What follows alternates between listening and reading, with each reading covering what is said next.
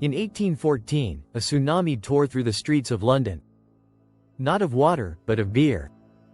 A massive wave of fermenting porter, over 400,000 liters, burst from a brewery, demolished homes, and killed 8 people. It sounds like satire. But it's one of the strangest and most tragic disasters in British history. This is the story of the Great Beer Flood. It happened at Mew & Company Brewery, a major beer producer located on Tottenham Court Road in London. Back then, breweries weren't just large, they were colossal. Some of their fermentation vats were the size of houses. On October 17, 1814, one of the largest vats, 22 feet high, filled with over 135,000 gallons of beer, suddenly burst. The iron hoops meant to hold it together gave way, and the explosion knocked the rivets loose. But that was only the beginning. The force of the rupture caused adjacent vats to collapse, like dominoes. In seconds, a massive flood of beer broke through the brick walls of the brewery, and into the streets.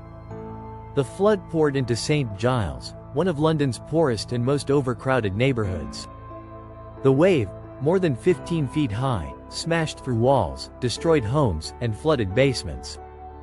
This wasn't just beer trickling down the street. It was a full-on, roaring flood. A mother and daughter enjoying afternoon tea were killed when their home collapsed. Others drowned in cellars where water, or beer, rose too fast to escape. People ran screaming through the alleys. Some tried to rescue neighbors.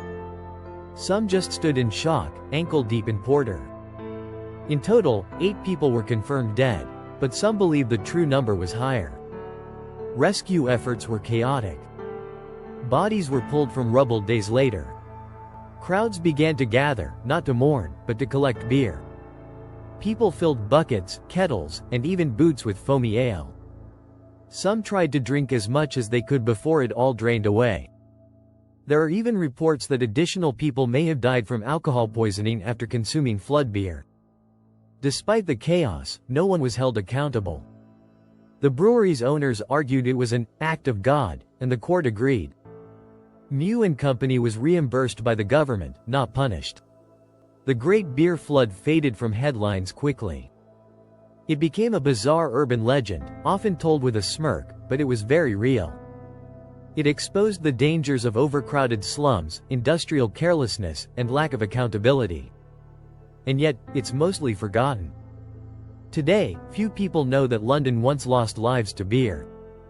But in October of 1814, for one surreal and tragic day, the streets of London didn't run red. They ran with beer.